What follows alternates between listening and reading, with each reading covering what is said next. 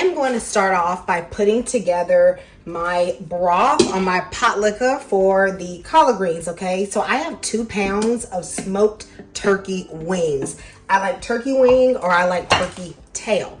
I like to go ahead and start making the broth in the Instant Pot because I tend to use like garden greens, and those greens don't always need as long to cook as like some of the older leaves. So I will just go ahead and give my turkey wings a jump start on the cooking process, okay? So I'm gonna add some turkey wings to my Instant Pot and about 4 cups of water. Then I am going to add a little bit of better than bouillon chicken base. And I'm going to add a packet of chicken bouillon. I like to do both of them because I feel like the powdered bouillon tastes different than the paste bouillon. So I do one of each. I'm just going to mix this together so that the bouillon will begin to dissolve a bit. I don't add any more seasonings in this because I want to just cook this until the turkey is at least halfway tender. And I want it to give a jump start on flavor, but everything else will be added when you cook the greens. I'm going to put this to pressure cook for about 15 minutes, and then I'm going to let it just natural press release about 15 minutes or just until I am ready to, put everything on the stove. I have a whole lot of greens, y'all, and this is just one small harvest from the greens from my garden. I just harvested these today. However, I harvested these a few days ago and they just have a little bit of like freezer burn on them. So this is a mixture of mostly collard greens, but there is a little bit of kale. So these need a really good wash. And I'm going to teach you guys the best way to wash collard greens, kale, any greens, especially if they are fresh from the garden. Now, I know a lot of y'all love salt, vinegar, lime, but that is just not my thing because these need to be cleaned for real. Okay, y'all see that? So the first thing I like to do is just give everything a good rinse and rub over. Now, I am not battling the pesticide issue because I don't spray my plants really, and if I do, it's all organic. But I do want to make sure all the bugs are gone. So I am going to fill this up with a little bit of water. And then I am going to take some soap. Y'all, this is Sal Suds. This is mild and safe for vegetables. I do know that there are some people who said they even use a drop or 2 a dime. Now, I don't typically do that, but this is safe for vegetables. So I like to put a little bit in here and get it sudsy. And then literally I take the leaves and I just knock them really good on the bottom of the sink especially. And I tell you, this will clean your greens very, very good. Sometimes it gets it clean enough even on the first wash, and all I have to do is just do a really good rinse. The reason why this works is because this soap is a surfactant, which is like a surface active agent.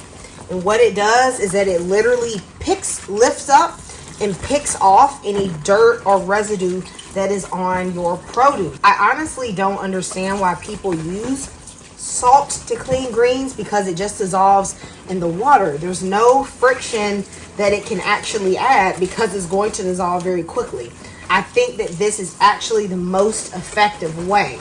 Now, once you have rubbed every leaf, what I like to do sometimes is just go through and just kind of knock them together a little bit. That friction will tend to knock off anything else that might be on the greens. Rough them up together like this. Let me know in the comments if you've ever cleaned your greens this way. And if so, how effective was it? All of this came off your greens just in one wash.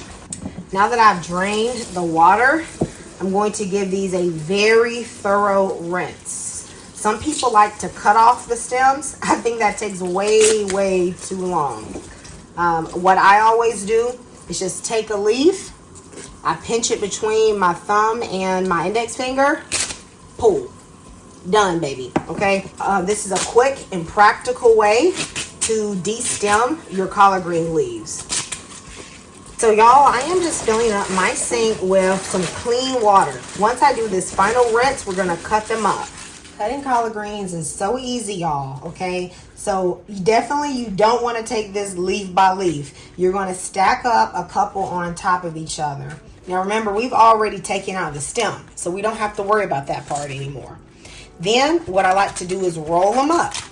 Like you rolling, you know, y'all know what y'all be rolling, okay? I don't be rolling, but And then I am going to just cut about a 1/2 inch slices. Some people like theirs quite thick, so they may do 1 inch, but I like a 1/2 inch or a little bit thinner. I think it cooks a bit better. And then you're going to be left with some nice collard green ribbons. Okay, you want to repeat this until you've done all your greens. I love to put onion in my collard greens. I've actually heard that some people don't do this, but I enjoy it in mine. I'm going to use a large onion and also a very small onion. So maybe this is the equivalent of, say, having an extra large onion. It does not have to be super small, okay? So I'm just going to do like a medium-sized dice. You know, at the end of the day, this is going to cook down for quite a while, so it doesn't matter if it's tiny or not. I'm also going to cut up 6 strips of bacon.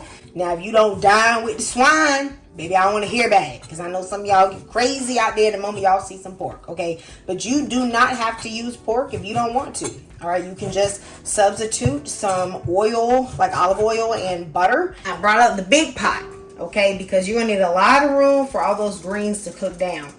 And I'm going to go ahead and add my bacon in. I have my burner on medium heat, and I'm going to let this render its fat.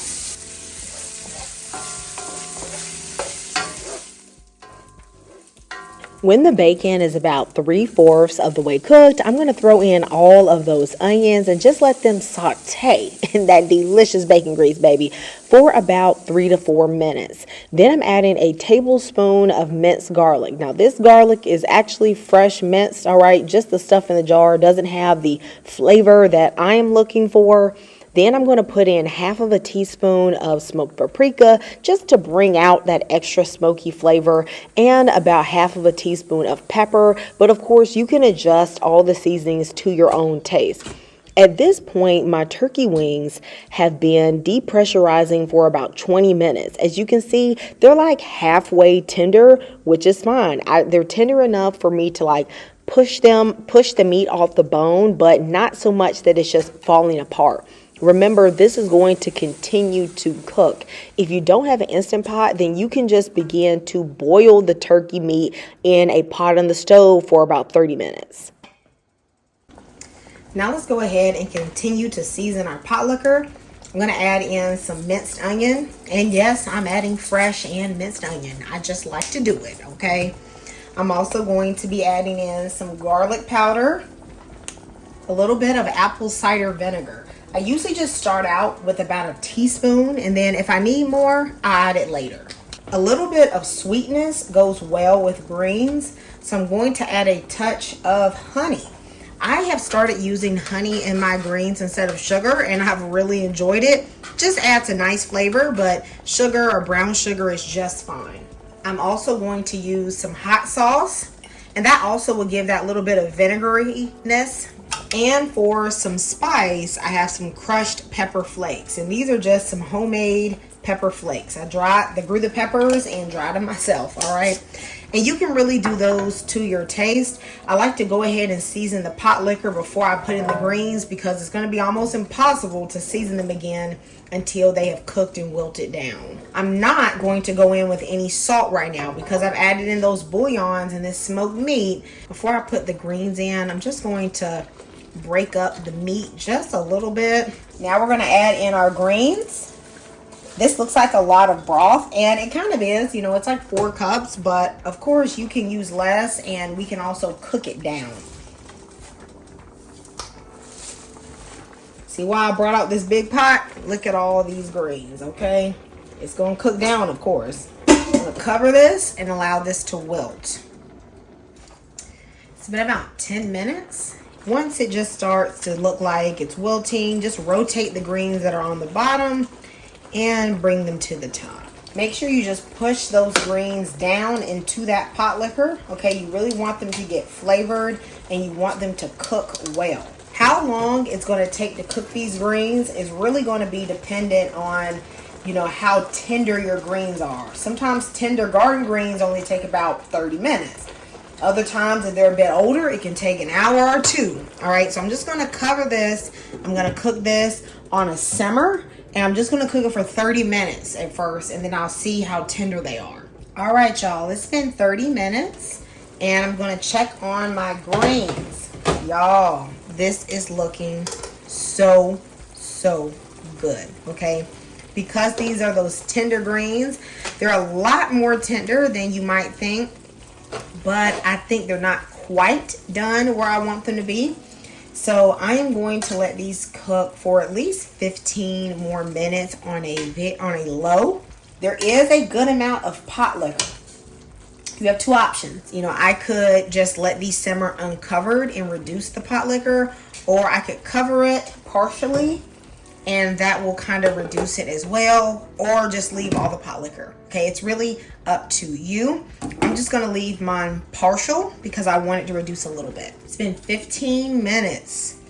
Ooh, y'all, the smell of this, so good.